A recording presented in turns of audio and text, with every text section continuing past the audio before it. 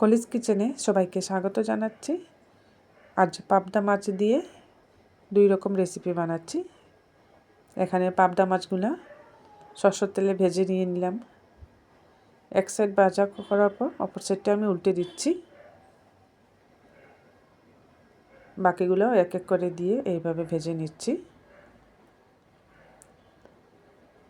শীতের সময় পেঁয়াজকলি দিয়ে এইভাবে পাবদা মাছ বানালে খেতে খুব ভালো হয়, আর টেস্টটাও দারুণ আসে পেঁয়াজকলি দেওয়ার দরুন।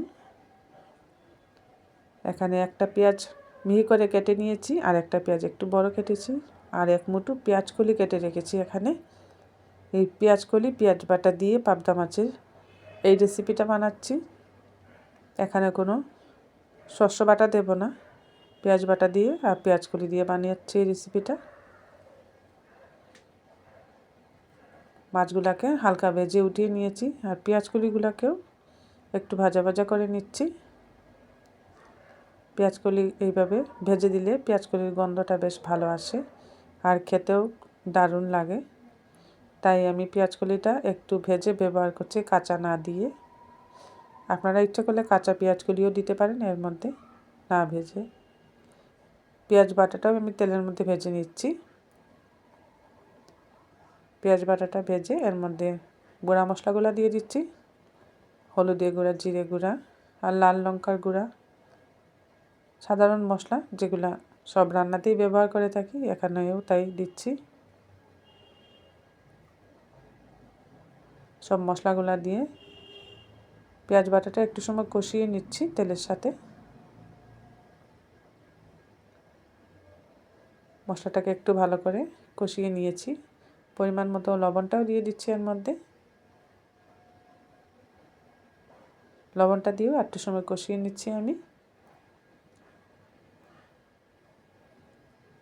খুব একটা তেল আমি এর মধ্যে ব্যবহার করি নাই, একটু কম পরিমাণেই তেলটা দিচ্ছি এখানে, যেহেতু দুইটা রেসিপি বানাচ্ছি। চেরা কাঁচা লঙ্কা কয়েকটা দিয়ে দিয়েছি, একটু ঝাল ঝাল করে বানাবো রেসিপিটা। এবার ভেজে রাখা পেঁয়াজকলিগুলো দিয়ে দিচ্ছি। পেঁয়াজকলি আর পেঁয়াজ বাটা আর সব মশলার সাথে আর একটু সময় কষিয়ে নিচ্ছি। শীতের দিনে পেঁয়াজকলির এই রেসিপিটা একবার বানিয়ে দেখবেন, খেতে দারুণ লাগে।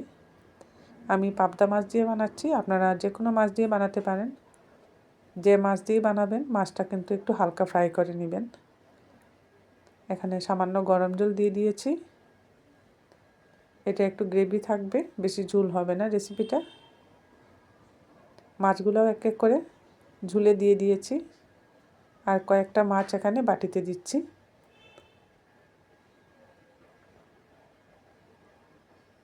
এভাবে সাজিয়ে উপর থেকে ঝোলটা দিয়ে দেব। তৈরি করে নিলাম পেঁয়াজকলি দিয়ে পাবদা মাছের রসা। দেখতে খুব সুন্দর হয়েছে, খেতেও খুব সুস্বাদু হয়। পেঁয়াজকলি দিয়ে পাবদা মাছের একটু ঝাল ঝাল রসাটা বানিয়ে নিলাম। আরেকটা পাবদা মাছের রেসিপি শেয়ার করছি। এটা হচ্ছে শিম বড়ি দিয়ে শস্য বাটা দিয়ে পাবদা মাছের রসা। এখানে 2 চামচের মতো শস্য পাউডার আমি জলে গুলে রেখেছি, আর পাবদা মাছ তো আগেই ফ্রাই করে রেখেছিলাম। আর 4-5টা শিম এখানে অর্ধেক করে কেটে নিয়েছি, এটাকেও হালকাভাবে ফ্রাই করে নিচ্ছি। আর এখানে বড়িগুলোও একটু ভেজে নিচ্ছি। দুইটা রেসিপি আমি সরষের তেলে বানাচ্ছি। আমার এই দুইটা রেসিপি আপনাদের ভালো লাগলে কলিজ কিচেনটা লাইক, শেয়ার, সাবস্ক্রাইব করে নেবেন। কালো জিরে ফোড়ন দিয়ে দিয়েছি সরষের তেলের মধ্যে, আর গুলে রাখা শস্য পেস্টটাও দিয়ে দিলাম এর মধ্যে। পরিমাণ মতো লবণ দিয়ে দিচ্ছি।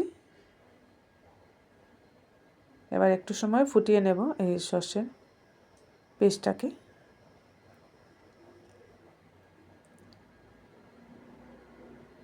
কিছুক্ষণ ফুটিয়ে নেওয়ার পর ভেজে রাখা শিম দিয়ে দেবো এর মধ্যে।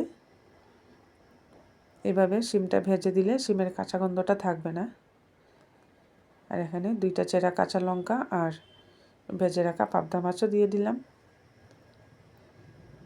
বড়িগুলোও দিয়ে দিয়েছি।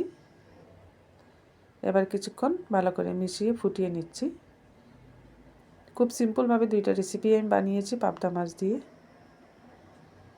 এই দুইটা রেসিপি আপনাদের ভালো লাগলে পাশে থাকা বেল আইকনটা প্রেস করে দিবেন, এতে করে যখনই এরকম নতুন নতুন রেসিপি আপলোড করি সাথে সাথে নোটিফিকেশনটা পেয়ে যাবেন। উপর থেকে ধনেপাতা কুচি দিয়ে সুন্দর করে গার্নিশ করে নিয়ে নিলাম। শীতের দুপুরে পাবদা মাছের এই দুইটা রেসিপির সাথে গরম গরম ভাত খেতে দারুণ লাগে।